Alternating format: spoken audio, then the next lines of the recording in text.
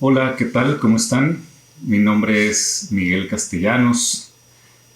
Soy guitarrista y director musical de la banda moreliana Eco Electric Band. Y bueno, pues antes que nada, quiero agradecer por la invitación a participar en este festival y principalmente pues al rector José Antonio Herrera Jiménez, el ingeniero José Antonio Herrera, y a todo el equipo de la OVAC que hace esto posible. Eh, no menciono a nadie más porque no quiero omitir a nadie. Bien, bueno, ¿y quiénes somos nosotros? ¿Quién es Eco Electric Band y qué hace? Bueno, Eco Electric Band es una banda pues originaria de aquí de Morelia, con músicos radicados aquí en la ciudad y que la música que nosotros interpretamos pues va del pop al rock, al jazz, y también se notan de repente nuestras influencias en la música clásica, pues por los diferentes, digamos, acercamientos a la música que cada uno de los integrantes ha tenido, ¿no? Eh, bueno, ¿qué hacemos? Bueno, nosotros tocamos principalmente música original, pero como esta banda surge de de la intención de hacer jazz o de hacer música que tenga como esta complejidad del jazz, pero sin que tenga que ser demasiado extraña, ¿no? Al gran público, ¿no? Entonces nuestra pretensión es eso, utilizar el lenguaje del jazz para acercarlo de una manera como con estructuras de canciones pop a un público más amplio. ¿Quiénes conformamos la banda? Bueno, entonces tenemos en la voz a Elsa Villicaña, en el bajo y contrabajo tenemos a Enrique Hernández, en el piano tenemos a David Villanueva, en la batería está Guille Pacheco y en la guitarra un servidor, Miguel Castellanos. Bueno, ¿qué vamos a tocar? Bueno, como saben, este concierto tiene como otra sección, digamos, alterna, que es como la de hablar de aspectos de la música que estén vinculados a la ciencia. Entonces, bueno, en la parte que refiere a lo que nosotros vamos a interpretar, vamos a interpretar dos estándares de jazz. Uno se llama Little Sunflower de Freddie Hubbard y Summertime de George Gershwin. Y de temas originales de la banda vamos a tocar una canción que se llama Ícaro y otra canción que se llama Canción de Amor número 1. Bueno, ya las escucharán y esperemos que sean de su agrado, ¿no?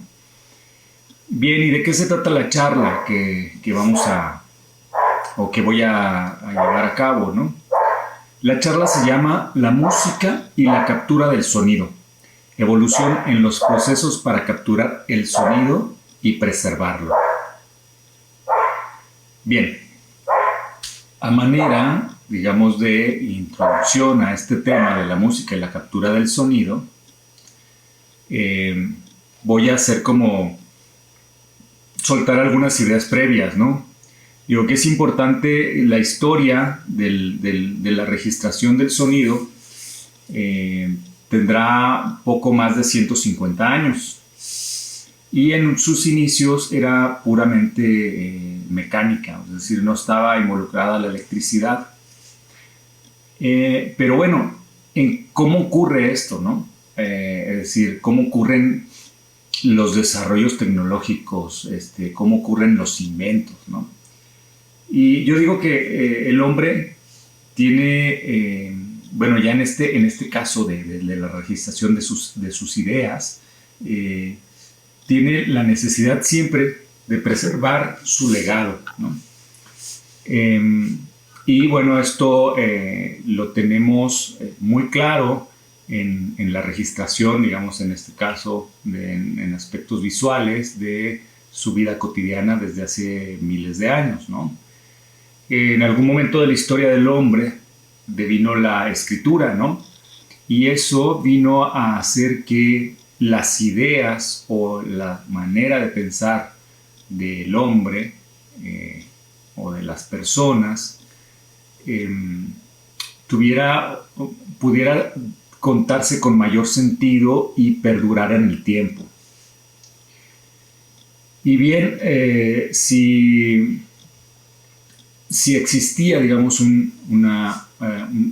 una forma de escritura desde hace muchos años en los diferentes pueblos, hay un invento que ocurrió en el Renacimiento europeo en el año de 1440 y es la invención de la imprenta, ¿no?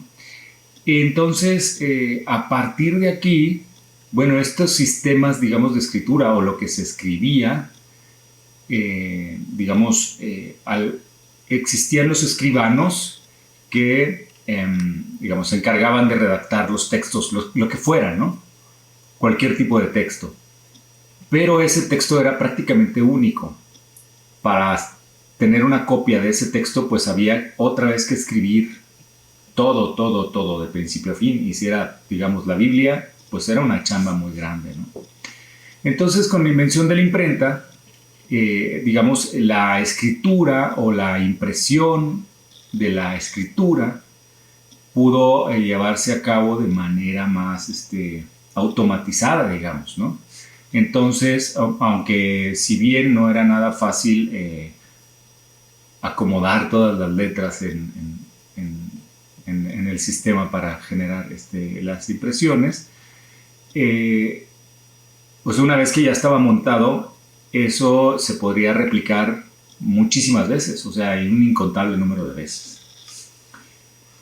Y bien, pero bueno, si hablamos acerca de la escritura y de la imprenta y todo esto, podría ocurrir que lo que se imprimía o lo que se contaba eran como cosas muy del pasado, ¿no? Como muy generales. Pero pasaron los años y ya hacia finales de la segunda mitad del siglo XIX empezaron a ocurrir una serie de inventos, digamos, que llevaron a exponenciar digamos, la manera en que se realizaba un registro momentáneo de las cosas, ¿no? De la vida. Por ejemplo, llega la invención, digamos, de la fotografía, del video, del cine,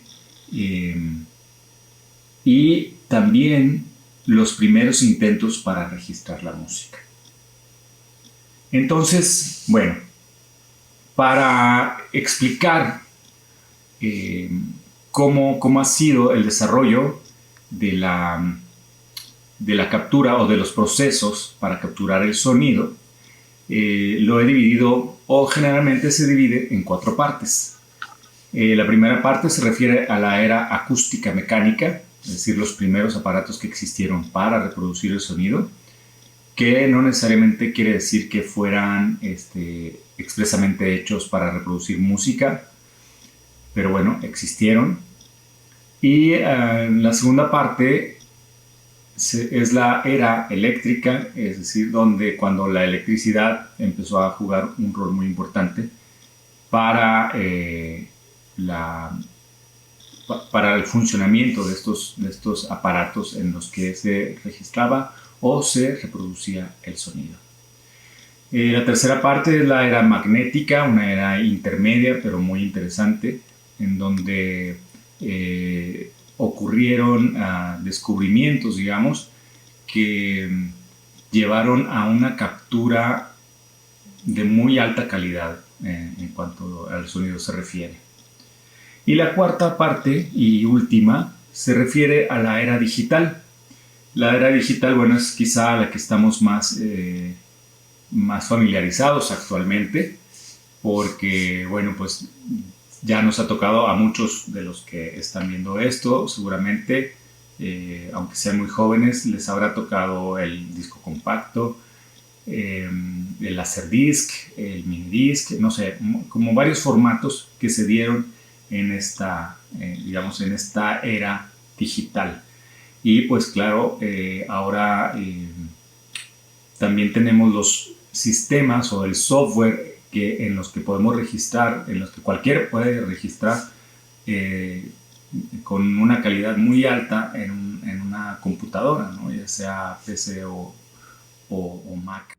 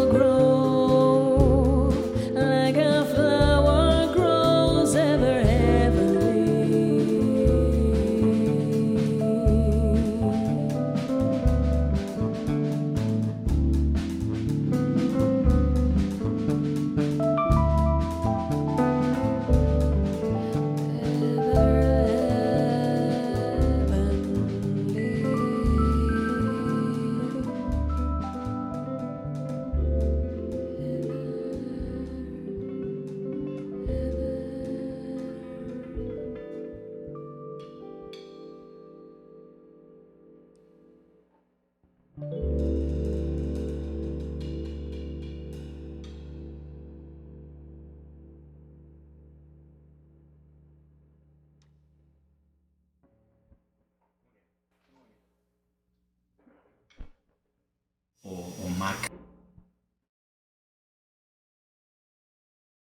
Muy bien, la era acústico-mecánica o acústica-mecánica del sonido, ¿no? Y bueno, yo quiero empezar esto con estas ideas o con esta idea de que las invenciones o los aparatos para registrar el sonido han estado llenos como de cuestiones azarosas, ¿no? Que a veces llegar, y eso pasa con cualquier descubrimiento, yo creo, que por casualidad el inventor o el científico empieza a observar algún fenómeno y eso lo lleva a desarrollar alguna cuestión tecnológica, ¿no? Y esto pasa, ¿no? También con la registración del sonido, ¿no? Entonces los aparatos que primero, vamos, el primer aparato que se utilizó para registrar el sonido se patentó el 25 de marzo de 1857 por Leon Scott y patenta el fonoautógrafo, se llamaba. Este aparato podía transcribir sonido a un medio visible, pero no tenía un modo de ser reproducido. Después ya en el 2008 se logró reproducir por primera vez aquellas grabaciones a través de algunos sistemas computacionales, etcétera, ¿no? Se logró transcribir o saber qué era lo que sonaba, ya que el fonoautógrafo, como les repito, no solamente podía registrar las ondas del sonido, pero no podía reproducirlas, ¿no? Y curiosamente se dan cuenta que alguna de estas grabaciones o de estas registraciones sonoras que se encontraron y que pudieron rescatar era una canción popular francesa, ¿no? Entonces estamos hablando de 1857, ¿no? 25 de marzo de 1857, el fonoautógrafo. Posteriormente, Thomas Alva Edison, el gran inventor, pero también gran empresario norteamericano, mostró su fonógrafo, que se traduce como escritor de sonidos, por primera vez el 29 de noviembre de 1877 y lo patentó el 19 de febrero de 1878. El material que utilizó para registrar el sonido fue papel de estaño. Este aparato también fue conocido como Talking Machine. Bueno, pero acaba de decir que como Talking Machine se utilizó también como de manera genérica para todos estos aparatos. Estamos hablando otra vez de que todavía no llegábamos al siglo XX. Estábamos a finales del siglo XIX y a la gente, pues, todos estos descubrimientos tan impresionantes que estaban ocurriendo, ¿no? Como pues la fotografía, pero el cine, por ejemplo, y pues en este caso la registración de los sonidos como un fenómeno social bien importante, ¿no? Bien, entonces es bien importante notar que el material que usó Edison fue papel de estaño. Esto ocasionaba que no fuera muy estable a la hora de ser reproducido o de grabar, pues el papel de estaño se podía romper, se podía fracturar digamos, con cierta facilidad y había que manipular el fonógrafo con mucha cautela, ¿no? Bueno, aquí les voy a poner un video en donde se muestra cómo Edison, es una recreación por supuesto, de cómo pudo haber sido cuando Edison mostró su fonógrafo a, pues no sé, a las personas, ¿no? Posteriormente, Alexander Graham Bell, en 1881, mejora el fonógrafo de Edison al sustituir la superficie de estaño del rodillo por un cilindro de cera sólida, que más tarde se cambió por laca, que lo hacía más estable y que podría ser regrabado. Además, aligeró la aguja y puso un motor para hacer girar el cilindro. Posteriormente, el 8 de noviembre de 1887, el ingeniero alemán que había emigrado a Estados Unidos, Emil Berliner, patentó un nuevo sistema de grabación en discos. El sistema de grabación se basaba en la realización de un disco matriz o de un máster en negativo, a partir del cual podrían fabricarse miles de copias. Este aparato se llamó gramófono. Entonces aquí tenemos que, bajo el mismo principio, cabe resaltar o aclarar que estamos en la era acústico-mecánica, que todos estos equipos, para poder ser reproducidos o ser utilizados, contaban con un mecanismo como de relojería, ¿no? Lleno de pernos y de resortitos, total que funcionaban si le dabas vuelta a una manija y esa manija iba como tensando un motor para que posteriormente ese motor empezara a girar, a hacer girar el elemento a reproducir, ya fuera un rollo o fuera un disco.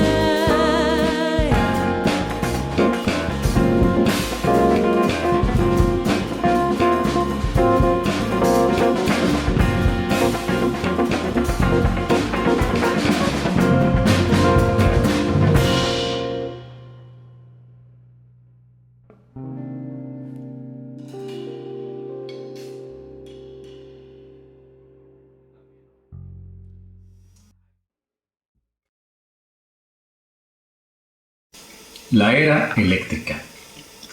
En 1925, los discos se empezaron a grabar de forma eléctrica, sustituyendo al sistema mecánico vigente hasta el momento. Y así es como llega a nosotros el tocadiscos. Y le decimos tocadiscos a diferencia del gramófono, ¿no? Porque el gramófono pues permaneció como este aparato que tocaba discos, pero que lo hacía de manera mecánica. Ahora el tocadiscos pues lo realiza utilizando la electricidad para varias secciones, digamos, de su composición estructural, ¿no? El aparato. A diferencia del gramófono, el tocadiscos era enteramente eléctrico, tanto para captar el sonido grabado en el disco como para hacer girar el plato. El tocadiscos apareció por primera vez en 1925, cuando aparecen los primeros amplificadores de bulbos. El tocadiscos está constituido por un plato giradiscos que rotaba por tracción eléctrica y un brazo cuya punta está dotada de una púa o aguja que es sensible a las vibraciones producidas cuando ella recurre el cursor del vinilo. Las vibraciones de dicha púa se transforman en una señal eléctrica mediante la cápsula, en principio utilizando efecto piezoeléctrico en las llamadas cápsulas cerámicas y más tarde mediante cápsulas magnéticas con una bobina e imán. Esto entregaba una señal más bien débil pero de mayor fidelidad. La calidad de la cápsula va a un amplificador, el cual transmitirá los datos registrados en el disco. Las cápsulas magnéticas necesitaban de un preamplificador adicional, además de reproducir los discos de forma eléctrica y no electroacústica. La reproducción eléctrica de los discos traía muchas ventajas para poder tener el control del volumen de la reproducción, manejar los sonidos graves y agudos, y ahora el plato gira constantemente a 33 revoluciones por minuto, como ya lo habíamos visto, y se lograba una mejor calidad. El sello estadounidense RCA Victor publicó los primeros sencillos en febrero de 1949 con una velocidad distinta, 45 revoluciones por minuto, y en discos de 7 pulgadas de diámetro. Además, los nuevos discos tenían un agujero en el centro más grande para obligar al usuario a tener que comprar tocadiscos con ese nuevo sistema. Unos meses después, el 4 de abril de 1949, Capitol Records comenzó a publicar sus sencillos también de 45 revoluciones por minuto. Este artefacto se convertiría en el sistema reproductor de sonido más longevo que se utiliza hasta nuestros días. Por 1950 aparecen los llamados combinados. Acá en México los conocíamos como consolas, donde generalmente había un tocadiscos y también tenía una radio. En 1958 se empezaron a publicar los primeros discos en formato estéreo.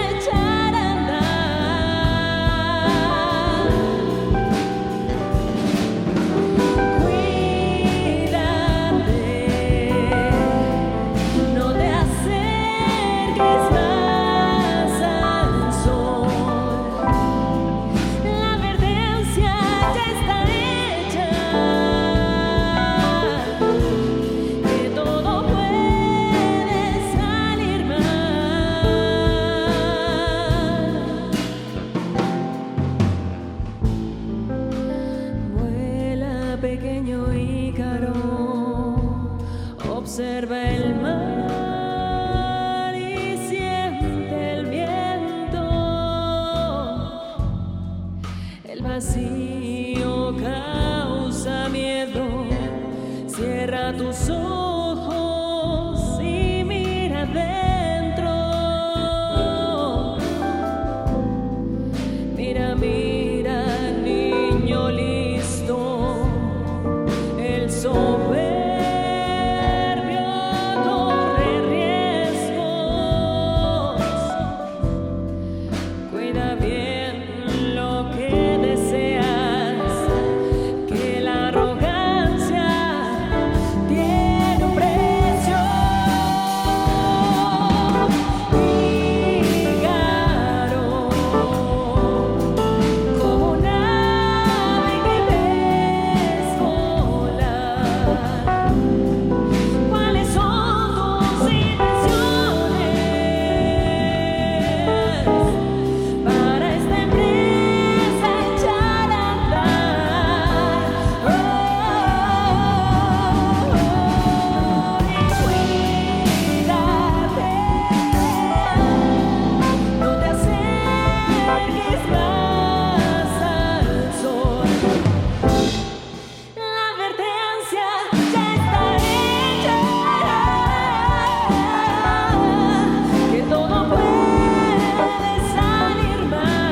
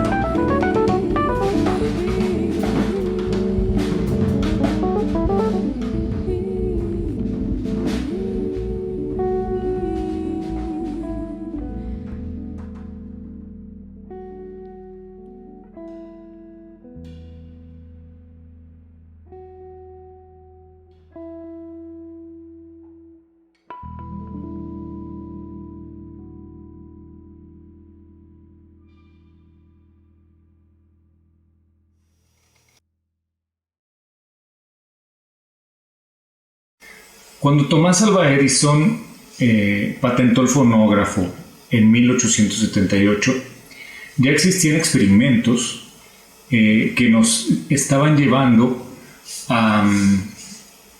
a poder grabar de manera magnética el sonido. Los primeros intentos que se hicieron fueron sobre el primer registro, por ejemplo, que se tiene, del que se tiene dato, que se registró una grabación magnética, es decir, a través de magnetismo poder reproducir un sonido, aunque no necesariamente fuera la música.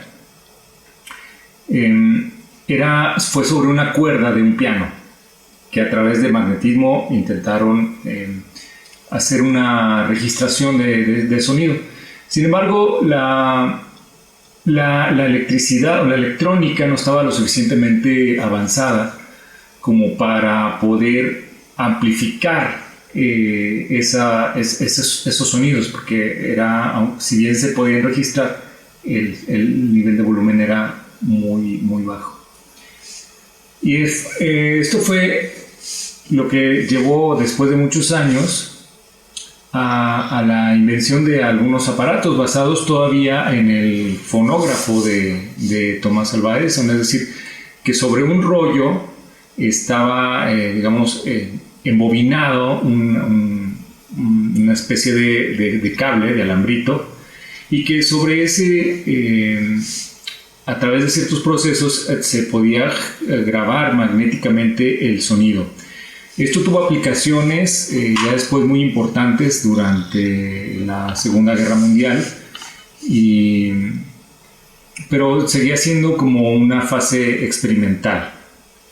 Posteriormente se empezaron a cambiar, a quienes se les ocurrió, en lugar de usar un alambre, ya fuera de acero, el tipo que fuera el alambre, utilizar una cinta plástica que tenía algún tipo de recubrimiento de algún polvo magnético que pueda ser utilizado a través de magnetismo. Entonces, esto fue lo que dio lugar, o lo que dio pie a las cintas magnéticas, ¿no? Entonces, de esos ya aquí entramos a una fase muy interesante de la registración del sonido, porque si bien empieza con intentos muy rudimentarios de registrar sonido sobre una cinta, ya para la década de los 60, 70 esto se desarrolla bastante, incluso antes en los 50 ya había, porque no solamente en la reproducción del sonido es que se hayan utilizado las cintas, sino que también se utilizaron en la propia grabación, y fue donde encontraron un uso más productivo, ya que en algún momento tuvieron la tecnología suficiente, o existió la tecnología adecuada para poder tener cintas que estuvieran grabando en 8 tracks al mismo tiempo. Entonces esto vino a tumbar la tradición de que todo se grababa directamente en un gramófono, ¿no? Esa era la idea antes. Todos se juntaban y frente a la bocina del gramófono, pues todos tocaban y se registraba el sonido en un disco. Acá el hecho de tener una cinta que tenía 8, en donde se podían grabar 8 pistas al mismo tiempo, eso quería decir que podrías grabar de manera independiente cada instrumento, al menos 8 instrumentos. Entonces esto le da como el inicio a la grabación en multitrack, ¿no? Y esto es lo interesante de la evolución de la manera en que se registra el sonido, porque sí llegó un momento en que los aparatos que podían grabar con cinta se fueron sofisticando más y más y más, y encontrando mejores aleaciones, mejores productos tanto para generar la cuestión motora de los equipos, como tanto la cuestión química de las cintas. Y bueno, esto fue lo interesante, lo importante de este periodo. A este periodo pertenecen, por ejemplo, el magnetófono de bobina abierta, que pues era un reproductor de cinta que no tenía ningún tipo de cubierta y que a través de los años también tuvo su evolución. El cartucho de 8 pistas que se usaba como reproductor, eran unas como cassettes más grandes que el cassette compacto, que podía reproducir a una fidelidad bastante alta la música, y se usó durante mucho tiempo para los coches. Sin embargo, en el año de 1982 se descontinúa, ¿no? esta tecnología del cartucho de 8 pistas, y el cassette compacto fue quizá, digamos, el dispositivo más utilizado por la gente, pues para hacer muchas cosas, ¿no? O sea, no nada más reproducir música, sino pues existían las grabadoras en donde se podía grabar de cassette a cassette. Las grabadoras tienen micrófono, uno podía grabar como sus entrevistas, cosas así. Entonces resultaba muy interesante. Bien, pasamos al siguiente punto. No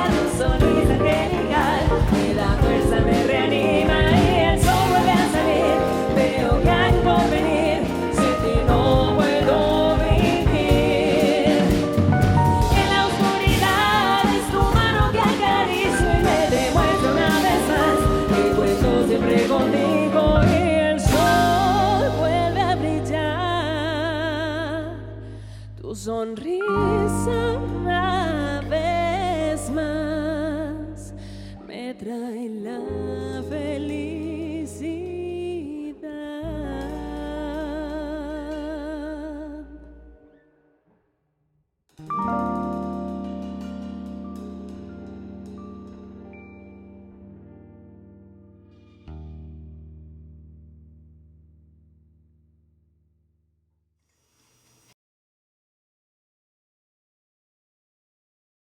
Ya más adelante, hay en un momento en donde digamos que todos los desarrollos empiezan a ocurrir, digamos, al mismo tiempo, ¿no?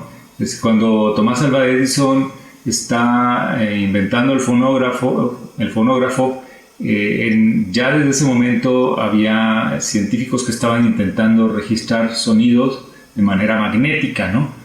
Es decir, cuando estamos hablando de la era mecánica, ya hay quienes estaban investigando en la cuestión magnética, que llega pues bastantes años después, ¿no? Ya por ahí del 1925, ¿no? Bueno, más o menos, ya para el finales de la Primera Guerra Mundial, y empiezan a hacer sus experimentos más importantes durante la Segunda Guerra Mundial y posterior.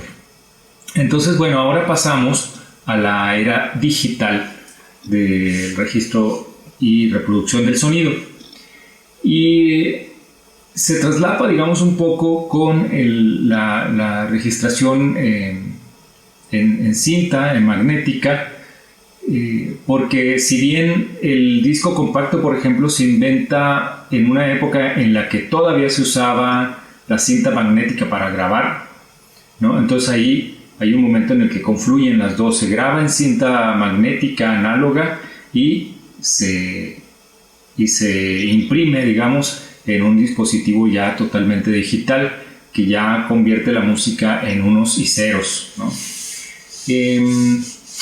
Entonces, incluso hubo quienes a principios de los 80s, ya con las computadoras, las PCs, pues ya con cierto grado de evolución, intentaron grabar o intentaron reproducir algún sistema de grabación de audio en las computadoras. Sin embargo, las computadoras en ese entonces pues no tenían mucha capacidad ni podían ser muy veloces como para poder soportar la cantidad de datos que se requiere al momento de estar grabando o editando música. Si bien se intentó grabar en computadoras, no fue posible sino hasta muchos años después, ya que las computadoras tuvieron, digamos, la capacidad en cuanto a velocidad, en cuanto a memoria, y para esto ya se había desarrollado un sistema que afortunadamente quienes lo desarrollaron tuvieron la virtud o la buena razón de esa tecnología que ellos desarrollaron, que se llama Audicom, y es un sistema de grabación y reproducción en PC obtenido en 1988 tras 5 años de desarrollo. Fue denominado Audicom y consistía en una placa ADX 922 que ocupaba 2 espacios del bus, etcétera, etcétera, ¿no? Ya cosas como muy técnicas. El chiste es que ya existía una especie de protocolo de interfase con la que podían contar las computadoras y para poder registrar el sonido. Y mucha gente, digamos que toda esta intención de mejorarlos, de cambiar a digital lo que era análogo, ocurrió en un principio en la radio, ¿no? Ya que los soportes tenían que ser como más compatibles para poder ser registrados, es decir, todavía se grababa en cinta, pero en la radio ya estaban sonando discos compactos. Entonces ahí hubo una necesidad, digamos, de avanzar en la tecnología para poder hacer más asequible, digamos, la manera de registrar ya en estos medios digitales como son las computadoras. Y bien, ahora en cuanto a la reproducción del sonido ya en el medio digital o en el mundo digital o en la era digital, ya se ha vuelto, ya son como cosas que conocemos todos muy bien, ¿no? Porque ya estamos muy familiarizados con ellos, ¿no? Ya no se trata nada más de hablar de que, bueno, en la era digital del sonido existió el disco compacto, el minidisc, el Blu-ray, el cassette digital, etcétera, etcétera, ¿no? Sino que ya va más allá a estas alturas de nuestra historia y ya la música se consume de manera muy diferente. Pero curiosamente volvemos a la idea del llevar a mucha gente, que era la intención de Tomás Alva Edison. Retomamos este origen de llevar a mucha gente la posibilidad de escuchar todo tipo de música, ¿no? Con las plataformas de streaming y todas estas posibilidades que tenemos ahora, tanto para registrar el sonido. Ya ahora cualquiera puede registrar sonido de una manera muy, digamos, económica.